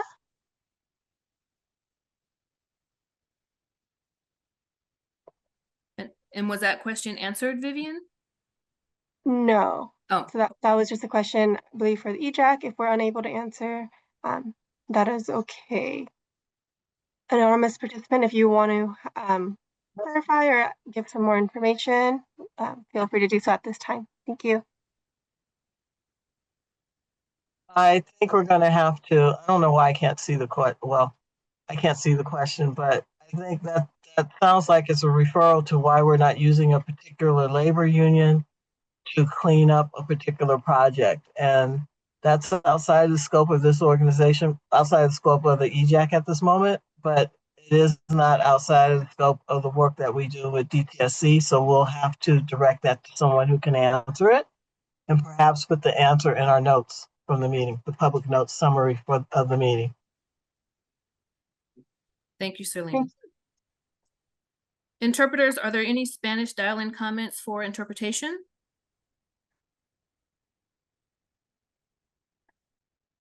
No questions. Thank you. DTSC, are there any comments in the chat other than what's been read?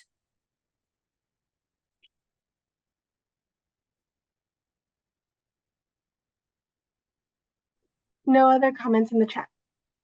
Very good. Thank you.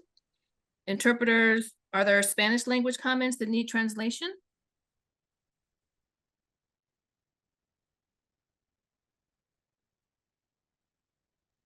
There are none. None. Thank you. Council, are there any comments regarding our public speakers or any other comments that you'd like to make at this time? Ms. Stone has a comment. Ms. Stone, go ahead. Thank you. Ms. Stone? Yeah. My comment has to do with the Board of Environmental Safety. I know they talked about knowing which industries were a threat to the health of the community and causing cancer. And I just want to make sure that I understand that the solution that they brought up was to fine them, give them a fine for those toxins or whatever it is they were bringing to the community that could cause cancer. Or was there any other way to deal with what those toxins are? And because that is a very big part of environmental justice, and it's very dangerous to everyone, not only our children and our elderly folks. So I was just, that's my question there.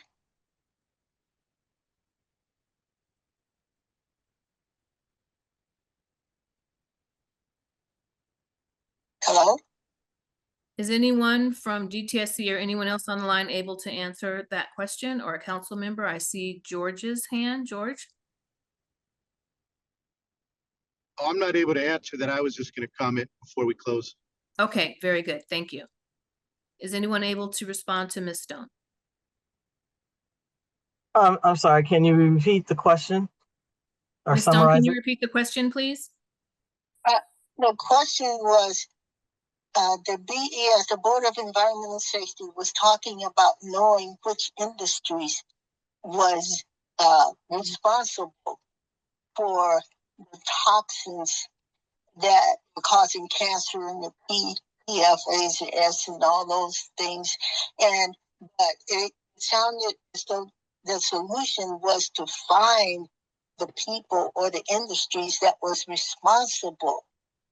And I'm wondering, is that supposed to be the solution rather than a method to stop the use of those toxins? So I don't have a response. I know that there were BES members, staff members listening to the call. I will follow up with them to see if we can get an answer to that question. Thank you. Thank you, Ms. Stone. Thank you, Serlene. George?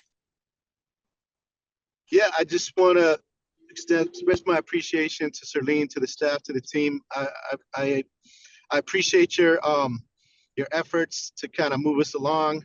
I'll just kind of share a disclaimer for myself is that I'm very much a outcomes sort of oriented person coming from an activism background, but I do understand the significance of process. I'm really looking forward to kind of getting down to the business of how we begin to actually move policy and systems change that will improve health outcomes for our people. And, you know, and I'm trying to be patient with the process. And, but I do want to express my appreciation for you all. I'm just ready to roll up my sleeves and actually put in some work.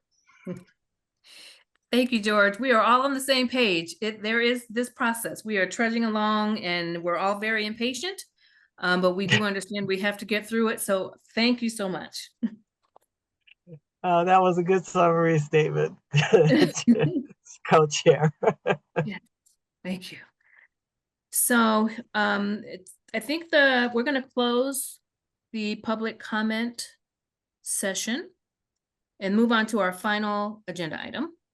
So the next step will be our working subcommittee meetings. But as a reminder, our meeting cadence is the last Wednesday of the month, alternating between public meeting and working session. So EJAC members, we have a meeting hold for Wednesday, October 22nd for our working sessions. So what do you think of holding 2 subcommittee meetings, one work plan meeting that we just voted on and established, and one governance meeting? I'm good with that.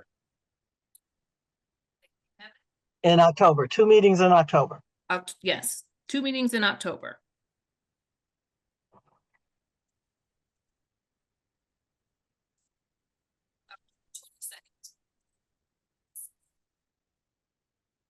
Magali has her hand up, co-chair.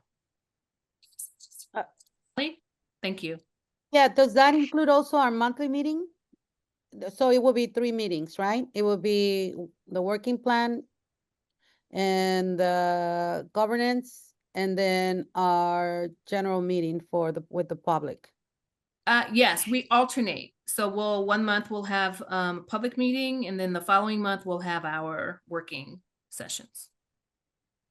Okay. So next month would October, be the working session. Yes. Yeah, October would not be a public meeting. Your next public meeting would be in November.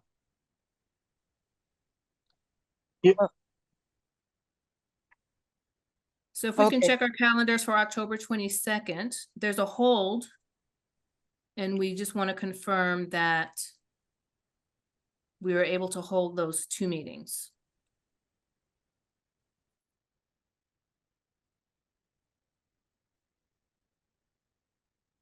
October 22nd and what other day? That's the only date. And Two, while you check your calendar, I'm sorry, Magali? two meetings in one day. Well, we're on different, it's the subcommittees don't have overlap other than the co-chairs. So it would be the work plan subcommittee and the governance subcommittee, and there's no overlap with members. Okay. George? So it's funny, I already had the 22nd. I guess I must have put the EJAC meetings in sequentially per month at 3 Yeah, there's o'clock. there's already a hold on our calendars. And so what we're Right, asking on the is if- 22nd at 3 o'clock. Yes, Yeah, on the and 22nd. that works for me. Okay. I don't very know good. that we need to go through a lot of hand raising here. We could probably just have a conversation. Yeah, Or if do there's we a need hold. to? No, it's already a hold. So I think if we're okay with October 22nd, we can confirm that date. George? Yeah, just a disclaimer, got a bunch of work travel in October, so on that particular date, I'll be in Memphis, Tennessee for work. I will do my best to join virtually, but it's difficult to predict exactly what I may be presenting at a convening at that same time. So just a heads up. Thank you so much, George. We'll check in with you. Thank you. That means you also need a second date probably to meet, maybe? Is that just because one group would meet on the 22nd and one would meet on the other? But if you're starting at 3 o'clock, would you be willing to do like one meeting from 3 to 5 and another meeting from 5:30 to 7? Something So like that? no, but I think we can I think we can have concurrent meetings. Oh, I see. Because Okay. we have the two subcommittees, there's no overlap. And so since we have two co-chairs, I can attend one and Miguel can attend the other, but I think we can hold both meetings on the same day. Okay, that's efficient. Yes, Thank you. that's efficient. Perfect. Very good. What Magali, time? is that I date would go okay for with the you? 3 o'clock. I'm Yes, sorry. it works. At what time? I would go for the 3 o'clock meeting Okay. earlier. 3 o'clock. Thank you. Hey, Karen, it also works for me. Okay, awesome. Thank you, Nam. Here we go. Very good. Rock and roll. So we will confirm the meeting. It will be a Zoom meeting. It will be arranged by staff to meet on October 22nd at 3 o'clock. Yes, George? Yeah, just quickly, I don't think I've joined a work group yet, and these are both work group meetings. Is that correct? Yes, they are. You don't have Okay. to worry, George. Yes. Then I guess I'm in the clear. All right. Yes, you're in the clear. I should probably have. I'm assuming I should join a work group in the near future, or will there be If other you'd work like groups that will be to. created? Yeah, we will probably, we need to talk about whether we need to create another subcommittee. That's definitely something we can talk about. And right now, it's just governance and work plan. Yes, just governance and work plan. And of course, the governance, once we've, have a governance document, that committee will dissolve. Yeah, it's just an ad hoc committee. Got it. Yes. I'm interested in the work plan potentially. Okay. Okay, thank you. Very good. The work plan, you had to talk to me, Yvonne Stone. I called you, you didn't call me back. Oh, well, forget it then. I'm not on it, I guess. No, I'm kidding. I'll call you. Okay. What? All right. All right. Thank you. So I'm going to move us forward. So our next public meeting is on hold for November 26th. So that day is before Thanksgiving. So do we want to that's rough discuss right there. Yeah, do we that's want to rough. discuss moving that day? The 19th. The next public meeting is November 26th. Can we move it to the 19th? So Kevin is proposing that we move the next public meeting to November 19th. Does that work for EJAC members? And does it work for DTSC? Can they make that happen? I believe we can make that happen. We can, Serlene. I think the two dates that we were anticipating would be the 19th or December 3rd. So whatever the council members decide on, we will be there to support them.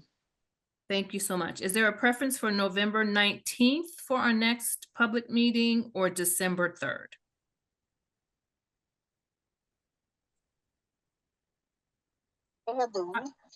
Wednesday. Out of town on the 19th. I'm out of the country. Do you prefer the 3rd, Magali? Yes, I do. Thank you very much. December 3rd. I'm good with that. Awesome. Thank you, Kevin. George? It'll be in the afternoon at 3 o'clock, right? It would be around this between 5 and 7. I'm sorry, between 5 and 7. Yeah, Yeah. that's fine. Evening Okay. is fine. Yeah. George, does December 3rd work for you? Yeah, we're looking at afternoon or evening for December 3rd. Evening. Evening, Evening, yes. Yes. Yeah, I should be fine. Yeah, thank you. Awesome. Thank you. Nam? Yeah, that works for me. Very good. Awesome. December 3rd. So we'll be moving our next public meeting from November 26th to December 3rd. All right, so can someone please share a summary of today's meeting and any action items that you've captured? Yes, hi, this is Denise with DTSC. Thank you, Denise. Hi, everyone. Patiently taking notes for us and calling off our roll. Thank you. You're welcome. It's my pleasure. Just making sure that you can see me. It's, okay, well, okay, thanks. So the key decisions that were made today, well, I just wanted to confirm, did Ms. Stone vote on approving the July meeting minutes? That's what I have as a question mark. We have so far 6 A's and 6 yeses, 1 abstention, and I have a question mark regarding. I believe that was when we couldn't hear her, Denise. Okay. The reason was I wasn't able to attend that meeting. Oh, okay. So Ms. So Stone, would you like to abstain or not approve? Yes. Abstain, okay, thank you. So we have 2 abstentions and 6 ayes. So that, with that, we say that that motion is passed to approve July's meeting? Yes. Okay. And then the next key decision was work plan subcommittee members approved. We have 7 A's and 1 abstention. So Yes. I just wanted to clarify the number on to approve the meeting minutes. Yes. It was not, we're only 7 and you said 8. So it's 1 abstain, I mean 2 abstains and 5 yes, not 6. Okay. This is for the work plan? No. I believe the minutes. That was for the July meeting. Okay. So 5 A's and 2 abstains. Okay. Thank you. Magali. And then my count, just to make sure, with the work plan subcommittee, 6 A's and 1 abstention. Yes. Okay, thank you. So next is action items.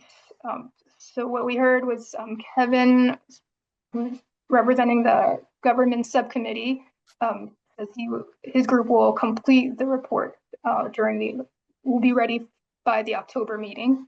Is that correct? Yes. Okay. And next, Sterling will circulate a list of potential facilitators for governance discussions to cover the short-term stopgap from October to December. And Sterling will research state requirements for community compensation incentives, gift cards, stipends, and so forth. Next is committee. So those are the action items.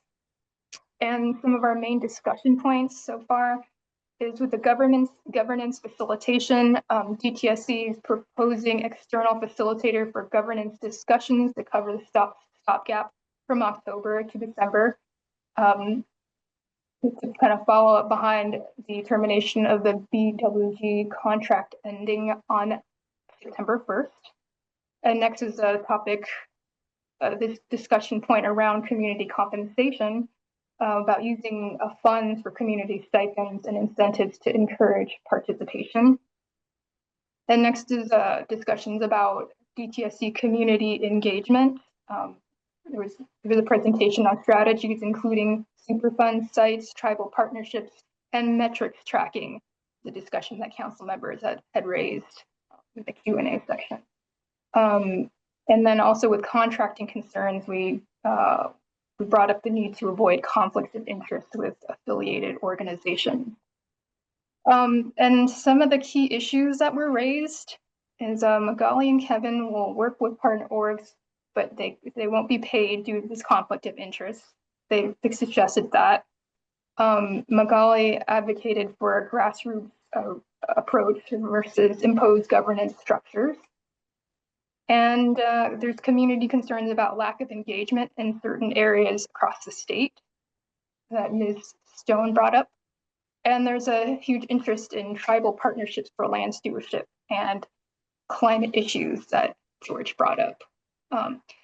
We then concluded with planning for the next upcoming 2 meetings as it alternates between working sessions, which we will have in October 22nd at 3 p.m. There will be concurrent meetings, and there will be 1 co-chair to attend each meeting for effectiveness and efficiency. There will be a work plan subcommittee that will happen at the same time as the governance subcommittee.